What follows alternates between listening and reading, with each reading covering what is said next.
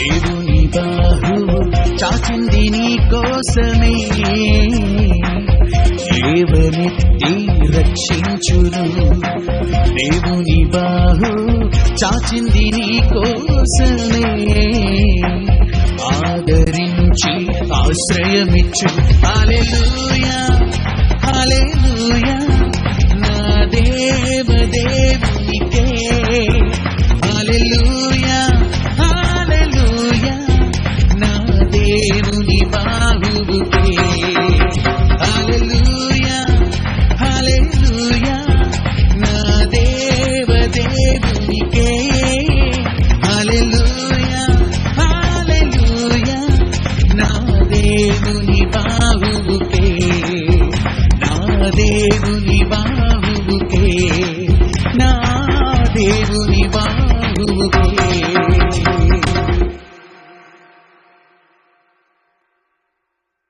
ప్రభునందు అతి మిక్కిలి ప్రియులైన దేవుని ప్రజలైన మీ అందరికీ మన ప్రభుల ప్రభువును రాజులకు రాజును వాక్యమైన దేవుని నామములో శుభాలు వందనాలు. దేవుని బాహుపరిచయాల తరపున మీ అందరికీ నేను తెలియజేస్తున్నాను. సర్వోన్నతుడును సర్వకృపాని దేవాతి దేవుని యొక్క కృపా కాపుదల క్షేమం మీకును మీ కుటుంబ సభ్యులకును ప్రభువుని గురించిన నూతనమైన రోజు అంతట్లో కూడా తోడని నడిపించును గాక. ఆయన కృప ద్వారా వచ్చే ప్రతి ఆశీర్వాదము ప్రభువుని గురించును గాక. ఆమేన్. ప్రియమైన దేవుని వారులారా, ప్రభు మనల్ని ప్రేమించి మనకు అనుగ్రహించిన నూతనమైన రోజులో అనగా జూలై నెల 28వ తారీఖు సోమవారం దినమున ప్రభు మనకు అందరికీ కూడా అనుగ్రహిస్తున్న అందుదిన ఆహారము ధ్యానిద్దామా. పరిశుద్ధ గ్రంథములో నుండి కీర్తన గ్రంథము 107వ కీర్తన 20వ వచనంలో దేవుని యొక్క వాక్కును యొక్క ఆ ప్రయోజనం ఏంటో ఇక్కడ తెలియచేయబడుతుంది. కీర్తన గ్రంథము 107వ కీర్తన 20వ వచనం. Praise the lord.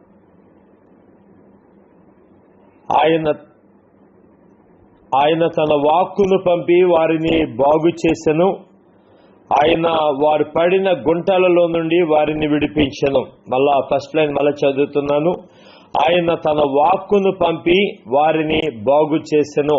దేవుడు ఈ ఉదయ కాలము ఈ వాక్యము ద్వారా మనలందరినీ కూడా ఆశీర్వదించి బలపరచును గాక. హల్లెలూయా.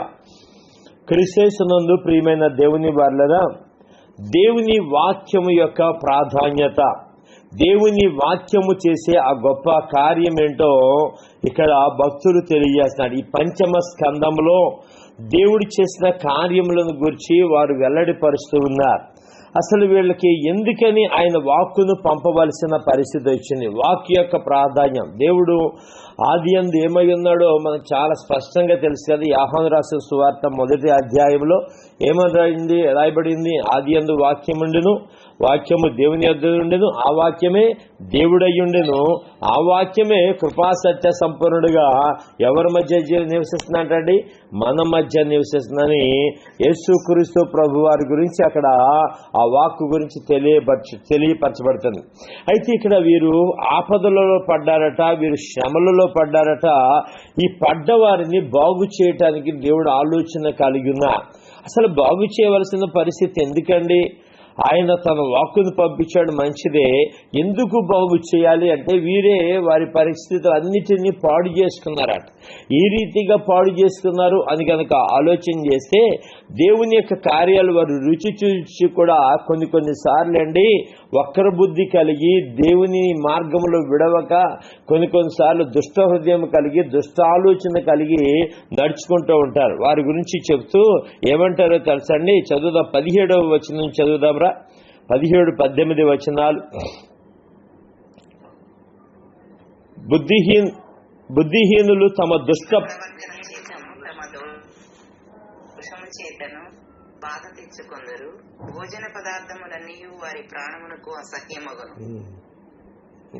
వారు మరణ ద్వారములను సమీపించుదురు. చూడండి, వాళ్ళలో ఉన్న ప్రాబ్లం ఏంటో చాలా బుద్ధిహీనులు తమ దుష్ట ప్రవర్తన చేత తమ దోషము చేతను బాధ తెచ్చుకొందరు. బాధలు ఎందుకు వస్తాయి?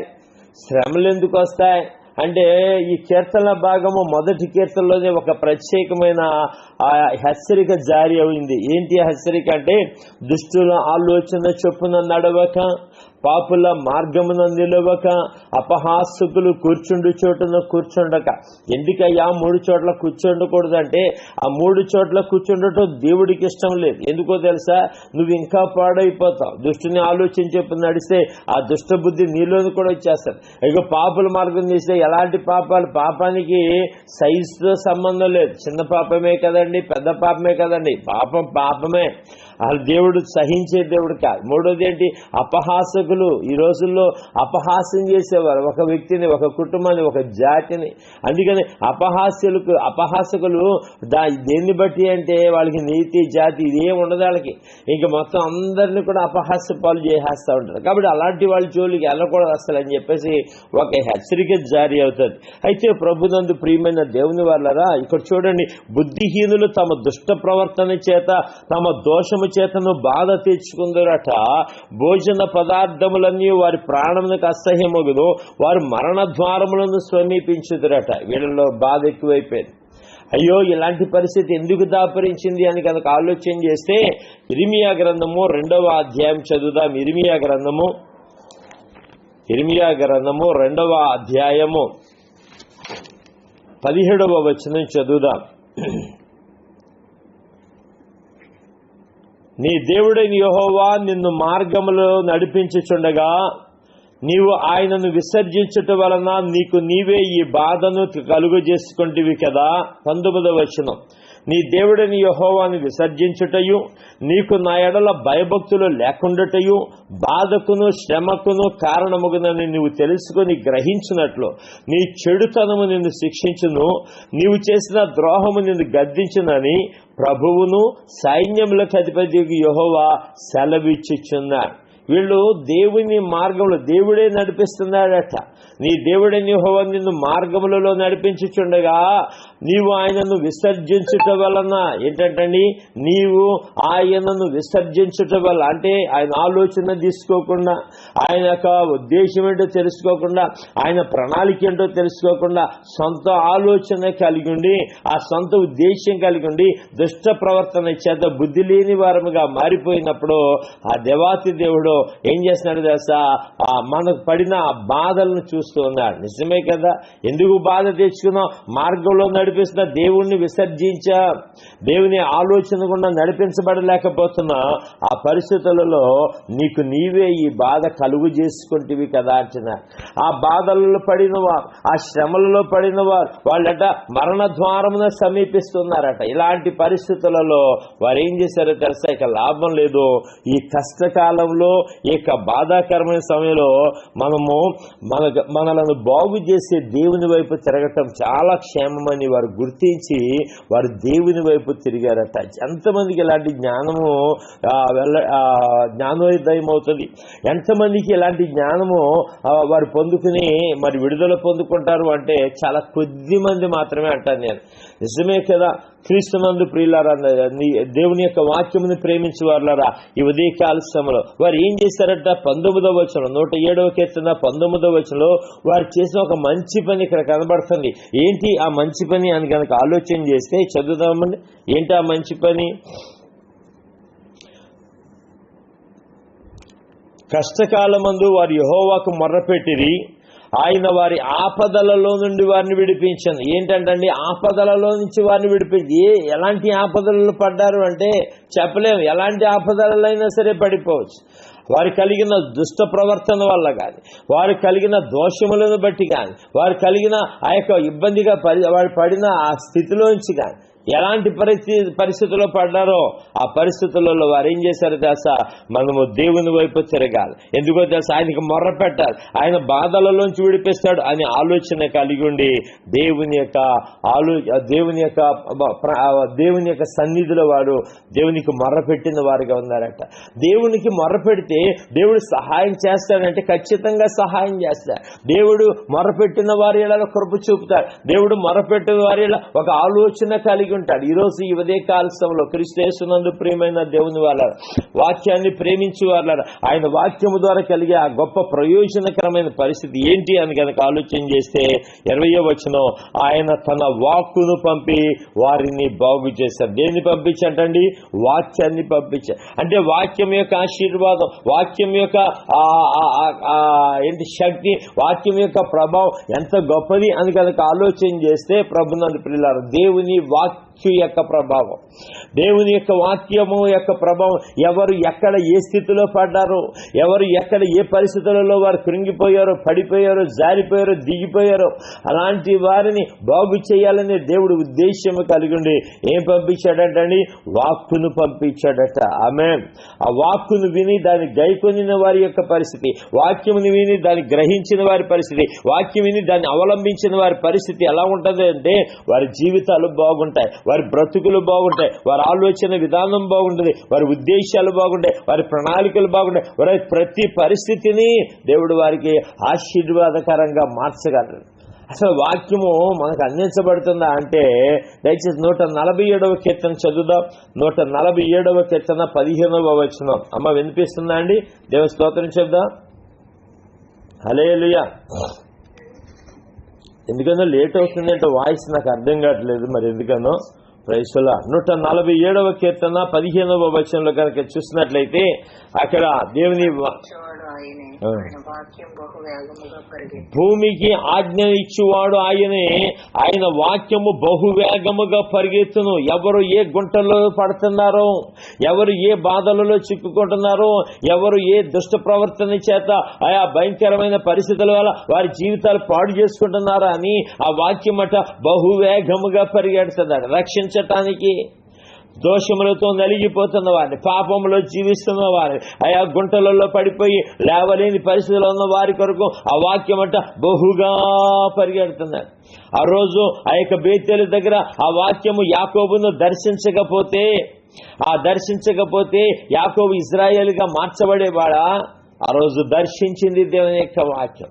అందుకనే భూమికి ఆజ్ఞ ఇచ్చేవాడు ఆయన, ఆయన వాక్యం అంట బహువేగముగా పరిగెడతాడంట. బహువేగముగా, ఆ బహువేగముగా పరిగెట్టే వాక్యం ఎవరికి ఉపయోగపడుతుంది అంటే నిజమే కదా. కిందకి చదువుతాం 19వ వచనంలో కూడా ఒక చక్కటి మాట కనబడుతుంది మనకి. 19వ వచనం, ఆయన తన వాక్యం యాకోబుకు తెలియజేసెను, తన కట్టడలను తన న్యాయ విధులను ఇశ్రాయేలునకు తెలియదు. చూడండి, ఆ రోజు గనక తన వాక్యమును యాకోబుకు తెలియచేయకపోతే యాకోబు ఇశ్రాయేలుగా మార్చబడేవాడా?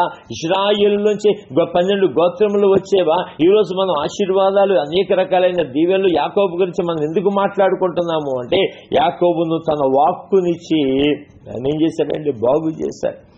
అతడి యొక్క దోషమే, పాపమే, అవిధేయతే పారిపోతున్నాడు. ప్రాణం కాపాడుకోవటానికి భయముతో గుప్పిట్లో పెట్టుకుని పారిపోతున్నాడు. అలాంటి పరిస్థితులు దేవుడు దర్శించాడు. ఇతనికి వాక్కు కావాలి, ఇతనికి వాక్కు కావాలి, ఆ వాక్యం ఇతను బ్రతికిస్తుంది అని చెప్పేసి దేవుడు ఆలోచన కలిగి ఆ రోజు ఆయన వాక్యమైన దేవుడు కిందకి దిగి రావటానికి గల కారణం ఏంటి? యాకోబు కూడా గుర్తించాడు, యాకోబు కూడా గ్రహించాడు, యాకోబు కూడా చూశాడు, బాబోయ్ ఈయన్ని వదులుకుంటే ఇక నా జీవితంలో ఇక మొత్తం అసలు మా బ్రతికే భ్రష్టత్వం అయిపోద్ది, ఇతన్ని రాత్రికి అసలు వదలకూడదు, నువ్వు నన్ను దీవిస్తే గాని నేను వదలనని చెప్పేసి మొత్తం పోరాటం చేస్తే ఆఖరికి ఆ యొక్క తుంటి భాగంలో కొట్టించుకునే స్థితిలోకి వచ్చేసాడు. ప్రభునందు ప్రియులారా గమనించాలి, గ్రహించటం ఒక భాగం. ఈరోజు నీ దగ్గరకు వస్తున్న వాక్కు నీకు ఎలా ఉపయోగపడుతుంది? నువ్వు రిసీవ్ చేసుకున్న ఆ వాక్కు నీకు ఏ రీతిగా ఉపయోగపడుతుంది? ఆ రోజు వాక్యము కనుక యాకోబు పట్టుకోకపోతే మరి ఇశ్రాయేలుగా మార్చబడేవాడా? ఈరోజు యాకోబు గురించి మనం మాట్లాడుకునేవారమా? దయచేసి గమనించాలి. వింటున్న వాళ్ళారా దేవుని స్తోత్రం చెప్దాం గట్టిగా. హల్లెలూయా.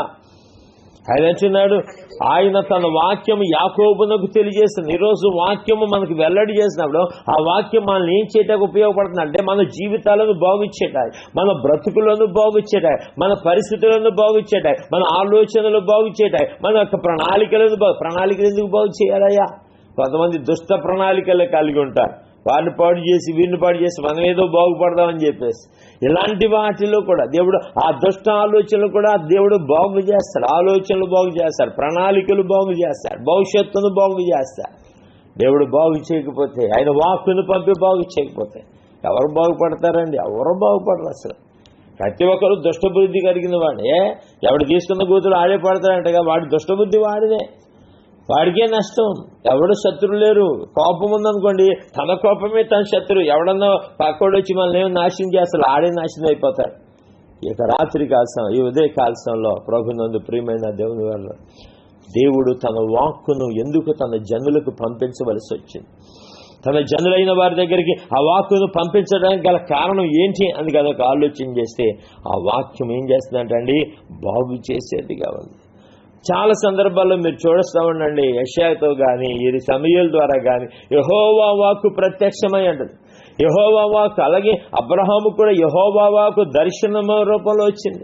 యెహోవా వాక్కు ప్రత్యక్షమైంది. ఎందుకు ప్రత్యక్షమైందంటే అబ్రాహాము అనే వ్యక్తిని బాగు చేయాలని దేవుడు ఆలోచన కలిగిన.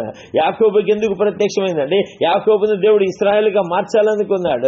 మోషేకి ఎందుకు ప్రత్యక్షమైంది అంటే మోషే గొర్రెలు కాసుకునేవాడిగా కాకుండా అనేక మంది ప్రజలకు నాయకుడిగా ఉండాలని ఒక ఆలోచన కలిగి ఉండే మోషేకు ప్రత్యక్షమైంది. ఈరోజు అదే వాక్యం ఈరోజు నీవు నేను ప్రేమిస్తున్నాం, అదే వాక్యాన్ని మనం ధ్యానిస్తున్నాం, అదే వాక్యాన్ని మనము ఏం చేస్తాం, పఠిస్తున్నాం, అదే వాక్యాన్ని మనం ఏం గ్రహించగలుగుతున్నాం. ఆ వాక్యమే మనకున్న ప్రతి పరిస్థితులను మనం ఏం చేస్తుంది, మనల్ని, మన కుటుంబ సభ్యులను, మన జీవితాలను, మన బ్రతుకులను ఏం చేస్తుందండి, బాగు చేస్తుంది. చెప్పాలన్నమాట. ఏం చేస్తుందండి, ప్రైస్లా అమ్మ వింటున్నారా? ఏం చేస్తుందండి, బాగు చేస్తుంది. ఆ వాక్యను పంపి బాగు చేస్తుంది. నిజమే కదా, తప్పరయ్యేదంటారు. ఎంత గొప్ప అనుభవం. శతాధిపతి అంటాడు యేసు ప్రభు దగ్గరికి వచ్చి, అయ్యా నా దాసుడు పక్షవాదం కలిగివాడు అన్నాడు. కొన్ని సంవత్సరాల నుంచి ఒక దాసుడు గురించి యజమానికి దేవుడు ఏం చూశాడు తెలుసా? శతాధిపతిలో దాసుడి మీద యొక్క ప్రేమను చూశాడు. అమ్మో, ఇల్లేంటి, పనివాడిని కూడా ఇలా ప్రేమిస్తారా? పనివాడి కొరకు ఒక యజమానుడు రావటం. అందుకని ఆ శతాధిపతితో అంటాడు, ఆ శతాధిపతి అంటాడు, అయ్యా నువ్వు మాట మాత్రము సెలవిస్తే నా దాసుడు స్వస్థపరచబడతాడు. మాట మాత్రం అంటే ఆయన వాక్కు యొక్క ప్రాధాన్యం, ఆయన మాట యొక్క ప్రాధాన్యం. నిజమే కదా, నోటి మాటలతోటి సమస్తమును కలుగు చేసిన దేవుడు అండి. ఆమె ఆయన యొక్క వాక్యం యొక్క ప్రభావం, ఆ వాక్కు యొక్క ప్రభావం ఎంత గొప్పదో తెలుసా? కలుగును గాక అంటే కలుగుతుంది, జరుగును గాకంటే జరుగుతుంది, ఇది అవును గాకంటే అయిపోద్దంతే. ఇక నెగిటివ్ థింగ్స్ ఏమీ లేవండి. ఆమె చెప్పండి గట్టిగా, ఆమె నెగిటివ్ థింగ్స్ ఏమీ లేవు. అవును కాకని చెప్పావా, పలికావా విశ్వాసంతో, అది కలుగుతుంది అంతే. ప్రైజ్ ది లార్డ్, హల్లెలూయా. మేము ఎప్పుడైనా ఈ దురాత్మలు పట్టుకునే వాళ్ళు వస్తారు కదా, దురాత్మలు పట్టుకునే వాళ్ళు వచ్చినప్పుడు వాళ్ళ కొరకు ప్రార్థన చేస్తాం. అక్కడ వాటర్ తీసుకురామని వాటర్ కొరకు ప్రార్థన చేసి, ప్రభా దీన్ని నీ రక్తంగా మార్చండి, నీ యొక్క అగ్గిని నింపండి అని ప్రార్థన చేస్తాం. ప్రార్థన చేస్తే ఆ నీళ్లు వాళ్ళ మీద ఇలా చిలకరిస్తే చాలండి. వాళ్ళు ఏమంటారు అసలు, బాబు ఇక్కడ కాలిపోతున్నాం మేము అసలు అంటే. అసలు చూసే వాళ్ళకి ఎలా ఉంటుందండి? ఆయన యొక్క ఆ వాక్కు యొక్క ప్రభావము, ఆ వాక్కు యొక్క శక్తి, ఆ వాక్కు యొక్క బలము నిజంగా ఎంత అద్భుతం. అది ఇలాగా ఆ నీళ్ళు అలా చిలకరించగానే వాళ్ళకి అది అగ్నిగా మారిపోయి అసలు కాలిపోతున్నాం. బాబోయ్ మమ్మల్ని వదిలేయండి. నీళ్లు తాగించినప్పుడు కానీ కొంతమందికి వీళ్ళు ఈ విష పదార్థాలు లోపలికి ఇస్తూ ఉంటారు, వశీకరణము అలాంటివన్నీ చేసి మందు పెడతారంటారు చూస్తారు. ఇలాంటివి ఉన్నాయా పాస్టర్ గారు అంటే, చెరుపు చేసేవారు ఎందుకు లేరు? ఏమన్నా బైబిల్ చెప్పట్లేదా చెరుపు చేసేవారు ఉన్నారా లేరా అండి? అమ్మా హలో, వింటున్నారండి? Praise the lord. యెషయా గ్రంథంలో ఉంటుంది 1వ అధ్యాయం, చెరుపు చేయు వారులారా మీకు శ్రమ. చెడగొట్టేవారు, చెరుపు చేసేవారు, ప్రవర్తనలు మార్చేసేవారు, అలాంటి వారిని ఎంతమందిని వాటర్ తాగిచ్చి కక్కిచ్చి మేము అప్పుడప్పుడు కవర్లు పెడతా ఉంటాం. ఇక్కడ సోమవారపు ఆరాధనలు కానీ ఎవరైనా సరే స్పెషల్గా ప్రార్థనలకు వచ్చిన వాళ్ళు ఎవరైనా ఉంటే వాళ్ళ కోసం కవర్లు కక్కిచ్చి ఎందుకు చెడుపుతున్నారు ఒక వ్యక్తిని అంటే, వాళ్ళ ప్రవర్తన, వాళ్ళ ఆలోచనలు, వాళ్ళ అన్ని చెడిపేస్తారండి. ఎంత దారుణమైన పరిస్థితులు. వారం రోజుల్లో చంపేసే వాళ్ళు కూడా చాలా మంది ఉన్నారు. వారం అంటే దేవుని ఆశ్రయించని వారికి అందుకని మరణ ద్వారంలో ప్రవేశిస్తారని ఉంది కదా ఇందాక. అలాగా ఎంత బాధపడతామో. అయ్యో ప్రార్థనకి తీసుకురామంటే తీసుకురారు. నేనేమో డబ్బులు అడుగుతాం మా ప్రార్థన చేసినందుకు. ఎవరో స్ప్రెడ్ చేశారంట, పాస్టర్ గారికి ప్రార్థన చేయాలంటే 5,000 ఇవ్వాలి, దెయ్యాన్ని వెళ్ళగొట్టాలంటే, అలాగే స్వస్థత ప్రార్థన చేయాలంటే, ఏదన్నా ప్రత్యేక సమస్య కొరకు ప్రార్థన చేయాలంటే 2,000 తీసుకుంటారంట అని. ఎంత అంటే కొంతమంది చూడండి ఎంత స్ప్రెడ్ చేస్తారంటే ఇలాంటిది. మంచి స్ప్రెడ్ చేయమంటే స్ప్రెడ్ చేయరు, వాళ్ళు ప్రచురం చేయమంటే చేయరు. నిజంగా ఒకళ్ళు ఎలా ఫోన్ చేశారు, ఎవరో చెప్పారంట, అబ్బాయి లేదండి పాస్టర్ గారు అలాంటి వాళ్ళు కాదండి బాబు, మీరు ఒకసారి తీసుకెళ్ళండి, ప్రాబ్లం ఏం లేదు, డబ్బులు ఆశించరండి బాబు, వాళ్ళకి ఎంత అద్భుతమైన సేవ చేస్తారు, వెళ్ళండి, ఎనీ టైం తీసుకెళ్ళండి. రాత్రి 1:30 తీసుకొచ్చారు ఆటోలో కట్టించు వస్తే ప్రభుత్వం ప్రార్థించాల్సిన బాధ్యత మాది. దేవుడిచ్చిన అభిషేకం ఊరకనే మా ఉచితంగా మేము పొందుకున్నామండి. వెంటనే ప్రార్థన చేసి సరే గబగబా వాళ్ళని పంపించే పైకి వచ్చేస్తాం. అయ్యా కానుక ఏమీ లేదండి. అసలు కానుక ఎవరు అడిగారండి, మీరు వచ్చారు ప్రార్థన చేశాం వెళ్ళండి నో ప్రాబ్లం అని చెప్పి. ప్రభునందు ప్రియులను గమనించాలంటే వాక్య యొక్క శక్తి ఎంత ప్రభావం కలిగింది అంటే, ఆ వాక్యము చెరుపు చేసే పిల్లలు ప్రవర్తన మారిపోయి, నిజంగా ఆ వాక్యే గనక మనకు దొరకకపోతే, ఆ వాక్యే గనక మనకు దొరకకపోతే ఈరోజు ఎంతమంది పరిస్థితులు బాగుపడతాయండి? బాగుపడగలవా అసలు? ఈరోజు మనల్ని బాగు చేసేది దేవుని యొక్క వాక్యమే. దేవుని స్తోత్రం చెప్పండి గట్టిగా, హల్లెలూయా. శతాధిపతి అంటాడు, మాట మాత్రం సెలవిస్తే నా దాసుడు బాగుపడతాడు, నువ్వు రావాల్సిన పని లేదు. ఎందుకో తెలుసా, నేను అధికారమునకు లోబడిన వాడును. ఒకడు కూర్చోమంటే కూర్చుంటాడు, ఒకడు నిలబడమంటే నిలబడతాడు. నేను అధికారంలోకి నువ్వు అధికారివయ్యా, నువ్వు రాకూడదు, మాట మాత్రం సెలవిస్తే చాలు. నిజంగా అంత విశ్వాసం ఎక్కడి నుంచి వచ్చిందండి ఇశ్రాయేలీయులు అంత విశ్వాసం ఎక్కడి నుంచి వచ్చింది అతనికి? ఈ ఉదయకాల సమయంలో అలాంటి విశ్వాసం మనం ఎప్పుడైతే కలిగి ఉంటామో దేవుని వాక్కును మనం రిసీవ్ చేసుకుంటాం. ఎప్పుడైతే దేవుని వాక్యం మనం రిసీవ్ చేసుకుంటామో మన పరిస్థితి ఎలాగుంటుందో తెలుసా అండి? ఎలాగుంటుందో తెలుసా? ఆయన మనలను బాగు చేసే దేవుడుగా ఉన్నాడు. ఆయన తన వాక్కును మన బాధలో, మన శ్రమలలో, మన దుష్ట ప్రవర్తనలో మనం ఎక్కడ పడినా కిందకి చూస్తే, అది నేను ఈరోజు చెప్పడానికి ఇష్టపడలేదు కానీ 107వ కీర్తన 20వ వచనం 2వ లైన్లో, ఆయన వారి పడిన గుంటలలో నిండంట. పడిన గుంటలలో అండి. ఎందుకు గుంటలలో పడాలి? ఈరోజు చాలా మంది అనేక రకాలైన గుంటల్లో పడుతున్నారు. పాపం అనే గుంటలో, పాపం నానా రకాలైన పాపం, ఒక రకమైన పాపం కాదు. వింటున్నారండి? దేవుని స్తోత్రం, హల్లెలూయా. అంటే ఎందుకు స్తోత్రం చెప్పించానో తెలుసా అండి? ఆ గుంటలలో పడకపోతే దేవుని వాక్యం యొక్క రుచిని మనం తెలుసుకోలేం. దేవుడు మనతో మాట్లాడకపోవచ్చేమో. నిజంగా శోధనలు అలాగని పాపలు పడమని చెప్పనుగా.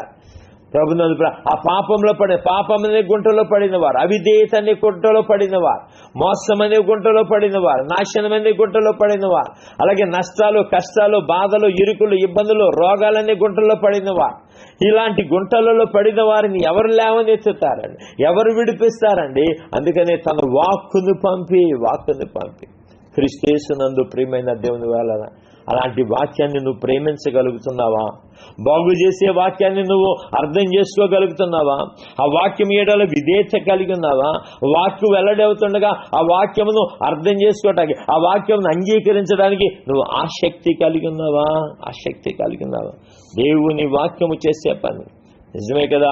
ఆయన వాక్యమే బ్రతికిస్తుంది, ఆ వాక్యమే బాధలలో నెమ్మదిస్తుందని భక్తుడు ఎందుకు సెలవిచ్చాడు అంటే, దానివల్ల ప్రయోజనం పొందుకున్నాడు గనక, దేవుని యొక్క వాక్కు ద్వారా ప్రయోజనం పొందుకున్నాడు కనుక ఈరోజు అదే వాక్యం ఈరోజు నీ దగ్గరకు వచ్చిందండి. నిన్ను బలపరచడానికి వచ్చింది. అబ్రహాముకి ఎలాగైతే ఆ వాక్కు దర్శన రూపంలో వచ్చిందో ఈరోజు ఆ వాక్యం నీ దగ్గరకు వచ్చింది. అందుకనే ఆయన ఏమి ఇచ్చారంటే, యేసు ప్రభు వారు అంటారు తండ్రి అయిన దేవునితో, తండ్రి నీవు నాకు ఇచ్చిన వారికి నేను నీ వాక్యముని ఇచ్చినాను అంటాడు. వాక్యం ఇచ్చాడట. ఎక్కడ ఆదిలో ఉన్న వాక్యమే వాక్యం అయితే ఉందో ఆ వాక్యం కృపాసత్య సంపూర్ణుడిగా మన మధ్య నివసిస్తుంది కనుక ఆ వాక్యం యొక్క ప్రాధాన్యత ఏంటి అంటే, నశించిపోతున్న వారిని బాగు చేస్తుంది ఆ వాక్యం, పాడైపోయిన వారిని బాగు చేస్తుంది ఆ వాక్యం. జీవితంలో ఏమాత్రం కూడా పరిస్థితులు మార్పు లేక అనేక రకాల గుంటలో పడియండి, ఇదే బాగుందనుకుని పడిపోయిన వారిని కూడా ఆ వాక్కు ఏం చేస్తుందో తెలుసా? బాగు చేస్తుంది. ఈరోజు అలాంటి వాక్యమును ప్రేమించేవారుగా, అలాంటి వాక్యమును ఆలకించేవారుగా, అలాంటి వాక్యమును అంగీకారము తెలియజేసేవారుగా, అలాంటి వాక్కును శ్రద్ధగా ఆ వాక్కును పాటించేవారుగా ఎప్పుడైతే మనం ఉంటామో ఉన్న దాన్ని బట్టి దేవుడు ఏం చేస్తారో తెలుసా? తన కార్యముల చేత మనం తృప్తిపరుస్తారు. ఆయన వాక్యం యొక్క ఆశీర్వాదం, ఆయన వాక్యం యొక్క దీవెన, ఆయన వాక్యం యొక్క క్షేమకరమైన పరిస్థితి. అందుకని 119వ కీర్తనలో ఆయన వాక్యం గురించి అనేక విషయాలు మనకు తెలియజపరచబడుతుంది. వాక్యము వెల్లడి అవుటతోడనే ఏం కలుగుతుందంటే వెలుగు కలుగుతుందండి. అంటే చీకటి అంతా కూడా మారిపోద్ది, చీకటి వెలుగుగా మారిపోద్ది, దుష్ట ప్రవర్తన మారిపోద్దండి. నిజంగా ఈరోజు ఎక్కడ పడుతున్నాము, ఏ గుంటలలో పడుతున్నాము? ఈరోజు అవిధేయత అనే గుంటలో పడిపోతున్నారు చాలా మంది, నష్టాలనే గుంటలో పడిపోతున్నారు, రోగాలనే గుంటలో పడిపోతున్నారు. మరి ఎలాగయ్యా ఈ గుంటలలో ఉన్న వారిని బాగు చేస్తాడంటే అసలు దేవుడు బాగు చేస్తాడు. ఆ వాక్యము బ్రతికించడానికి ఉపయోగపడుతుంది, బాధలలో నెమ్మది ఇవ్వటానికి ఉపయోగపడుతుంది. అలాంటి వాక్కును పంపించాడట, అలాంటి వాక్కును. ఆ వాక్యము ఎవరు వద్దనుకున్నారండి? ఎవరు వద్దనుకోరు. ఆ కనాను స్త్రీ కూడా ఆయన మాట కొరకే కదా వచ్చింది, ఆయన మాట కొరకే కదా. అయ్యా నువ్వు మాట మాత్రం సెలవిస్తే చాలు. ఈరోజు ఆ వాక్యమే ఈరోజు నీకు సమీపంగా ఉంది. తెలుసా, వాక్యమేమి దూరంగా లేదండి, నీకు సమీపముగా ఉంది. ఆ సమీపంగా ఉన్న వాక్యం నీకు ఎలా ఉపయోగపడుతుంది? నువ్వు రాగలుగుతున్నావా? నువ్వు పడిన గుంటలలోంచి. ఈరోజు విశ్వాసులైన వారు, క్రైస్తవులైన వారు కూడా అనేక రకాలైన గుంటల్లో పడుతున్నారండి. మరి ఆ గుంటలలో ఎవరండి లేవనెత్తేది, ఎవరండి విడిపించేది, ఎవరండి తప్పించేది అంటే దేవుని వాక్యమే. నేనంటాను నిజంగా ఈ ఉదయ కాలంలో ఈ వాక్యం ఉంటుంది వాళ్ళరా, నువ్వు ప్రేమిస్తున్నావని నేను నమ్ముచున్నాను. హల్లెలూయా. ఇంకా వాక్యాన్ని గ్రహించగలుగుతున్నావా? వాక్యాన్ని అర్థం చేసుకోగలుగుతున్నావా? వాక్యానుగుణంగా నువ్వు నడవగలుగుతున్నావా? వాక్యానుసారంగా నువ్వు జీవించగలుగుతున్నావా? ఆయన మాట్లాడుతున్నాడు, ఆయన వాక్కు వెల్లడవుతుంది. ఆ వాక్కు వెల్లడవుతున్నప్పుడు నీ యొక్క ఆలోచన విధానం ఎలాగుంది, నీ ఉద్దేశం ఎలాగుంది? ప్రభునందు ప్రియులారా, దేవుడు తన మాటల ద్వారా మనల్ని బలపరిచే దేవుడైనా, తన ఆలోచనల ద్వారా మనలను నడిపించే దేవుడై ఉన్నాడు. దయచేసి గమనించాలి. అందుకనే ఒక మాట చదువుదాం. కీర్తన గ్రంథము 49వ కీర్తన, కీర్తన గ్రంథం 49వ కీర్తన 15వ వచనం చదువుదాం. నేను ముగించడానికి ఇష్టపడుతున్నాను. కీర్తన చాలా విషయాలు చెప్పాలనుకున్నాను కానీ సమయం లేదు. కీర్తన గ్రంథము 49వ కీర్తన 15వ వచనం.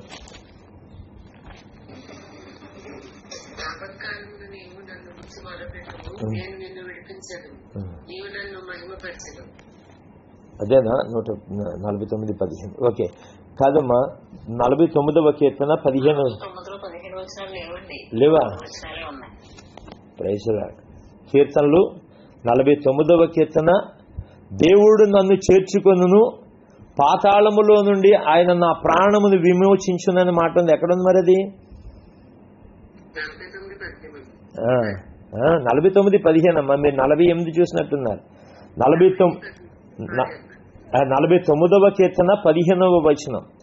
దేవుడు నన్ను చేర్చుకొనును, అదే కదమ్మా, పాతాళ బలములో నుండి ఆయన నా ప్రాణమును విమోచించినాడు. ఎక్కడి నుంచి అంటండి?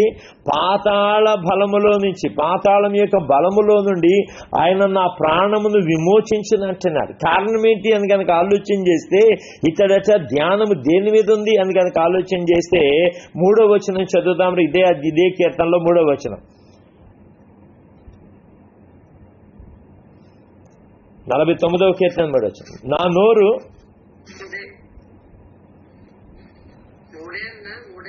3వ కీర్తన 3వ వచనమమ్మ. 49వ కీర్తన 3వ వచనం. నా నోరు విజ్ఞాన విషయములను పలుకును, నా హృదయ ధ్యానము పూర్ణ వివేకమును గూర్చినదై ఉండును అంటున్నాడు. ఎంత అద్భుతమైన మాట అండి. నా హృదయ ధ్యానము దేని గురించి ధ్యానము అంటే దేవుని వాక్యము గురించి. అందుకని పైన అంటాడు నా నోరు విజ్ఞాన విషయములను పలుకును అంటే దేవుని గురించిన ఒక మాట. ఎప్పుడైతే అతని హృదయ ధ్యానము పూర్ణ వివేకం గుర్చినదై ఉందో 15వ వచనంలో పాతాళ బలములో నుండి ఆయన నా ప్రాణమును విమోచించినట్ట. నిజమే కదా. దేవుడు ఆ వాక్కు కనుక ఇవ్వకపోతే, ఆ వాక్యం యొక్క ఆశీర్వాదం కనుక రుచి చూడకపోతే మనం విడుదల పొందుకోగలమంటారా? దయచేసి గమనించాలి. ఉదయ కాల్సంలో నిజంగా వారు కలిగిన ఆ కష్ట పరిస్థితులలో 107వ కీర్తనలో వారు కలిగిన ఆ యొక్క బాధాకరమైన పరిస్థితులలో దేవుడట వాక్కును పంపి బాగు చేశాడట. వారు పడిన గుంటలలోంచి ప్రభు వారిని లేవనెత్తాడట. ఈరోజు నువ్వు వాక్యాన్ని ప్రేమించగలుగుతున్నావా? వాక్యము నీ దగ్గరకు వస్తుంది. వాక్యము వెతుక్కుంటూ వస్తుందండి. వాక్యం యొక్క ఆశీర్వాదం ఏంటి దశ? ఎవరు ఏ పరిస్థితులు పడ్డారో ఆ పరిస్థితుల నుంచి ఆ వాక్కు లేవనెత్తడానికి, ఆ వాక్కు బాగు చేయటానికి ఇష్టపడుతుంది. అటువంటి వాక్యాన్ని మీరు ప్రేమించేవారుగా, ఆ వాక్యాన్ని గ్రహించేవారుగా, ఆ వాక్యానికి విలువిచ్చేవారుగా, ఆ వాక్య ప్రకారం జీవించేవారుగా మీరు అందరూ ఉండాలని ఆశీర్వదిస్తూ దీవిస్తూ ఉదయకాల్సిన మాటలు ముగిస్తున్నాను. దేవుడి మాటలు దీవించి ఆశీర్వించి మనందరినీ కూడా ఆయన వాక్యపు వెలుగులో నడిపించుకును గాక. ఆయన వాక్యాన్ని ప్రేమించి వాక్య ప్రకారం జీవించేవారుగా ప్రభు చేయును గాక. ఆమేన్, ఆమేన్, ఆమేన్.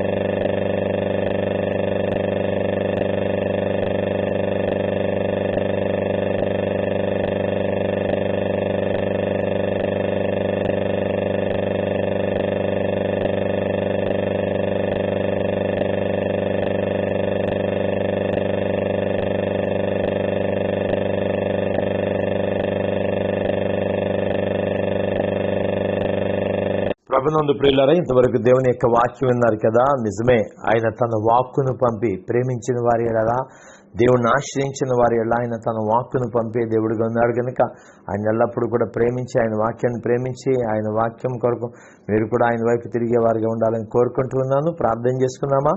పరిశుద్ధుడైన మా ప్రియ పరలోకపు తండ్రి, వాక్యమైన మా దేవా నీకే వందనాలు చెల్లిస్తున్నాను, అర్పిస్తున్నాను తండ్రి. నేనా నీకు వందనాలు. ఈ ఉదయ కాలశంలో ప్రభా ప్రియ బిడ్డలందరికీ కూడా మీరు వెల్లడిపరిచిన వాక్కును బట్టి నీకు వందనాలు. అవునయ్యా, ఆయన వారిని పడిన గుంటలోంచి బాగు చేసే దేవుడు నువ్వు, ఆయన వాక్కును పంపి బాగు చేసే దేవుడు అయినావు తండ్రి. అయా నాన్న, ఈ ప్రాంతంలో ఏకమిస బిడ్డలు వారు ఎక్కడ పడి ఉన్నారో, ఏ పరిస్థితిలో పడి ఉన్నారో వారిని ప్రభా వారి దుష్ట ప్రవర్తన నుంచి, వారి యొక్క శోధన నుంచి, వారి యొక్క ఇబ్బందికరమైన పరిస్థితుల నుంచి నీ వాక్కును పంపి బాగు చేసి సహాయము దయచేయమని సహాయకుడు నీకే వందనాలు చెల్లిస్తూ అర్పించుకుంటూ ఈ ప్రాంతంలో ఏకమిస బిడ్డలందరినీ, వారి కుటుంబ సభ్యులందరినీ కూడా నీ రెక్కల చాటున భద్రపరచండి. నీ కృప చొప్పున నడిపించి సహాయం ఇచ్చేమని ఆశీర్వదిస్తూ దీవిస్తూ నీ దయ, నీ కృప, నీ కనికరం, కాపుదల మెండుగా దయచే సహాయము దయచేమని ఆశీర్వదిస్తూ దీవిస్తూ నీ కార్యములు తృప్తిపరచండి. నీ కృపదాలు ఇచ్చే ప్రతి ఆశీర్వాదం మెండుగా నీ ప్రియ బిడ్డలందరికీ కూడా మీరు అనుగ్రహింపజేసి అందుదిన మేలులతో, అందుదిన ఆశీర్వాదాలతో తృప్తిపరచమని దీవిస్తూ ఆశీర్వదిస్తూ మా ప్రభువును రక్షకుడునైన యేసునామములో ప్రార్థించి అడిగి వేడుకొనుచున్నాము తండ్రి. ఆమేన్, ఆమేన్, ఆమేన్. తండ్రి, కుమార, పరిశుద్ధాత్మ త్రియేక దేవుని దీవెన, ఆశీర్వాదం, కృపా, కాపుదల, క్షేమం మీకును మీ కుటుంబ సభ్యులందరికీ కూడా ప్రభు అనుగ్రహించును గాక. వ్యాధి బాధలో ఉన్న వారిని ఆయన తన వాక్కును పంపి బాగు చేయును గాక. ఆమేన్, ఆమేన్, ఆమేన్. ప్రభునందు ప్రియులారా, దేవుని బాహు పరిచయాల తరపున మీ అందరికీ కూడా ప్రత్యేకమైన వందనాలు తెలియజేస్తున్నాను. ఆయన కృపా కనికరములతో ప్రభు నింపి నడిపించి ఆయన కార్యము చేత మిమ్మల్ని అందరినీ కూడా తృప్తిపరచును గాక, బలపరచును గాక. God bless you all. Shalom.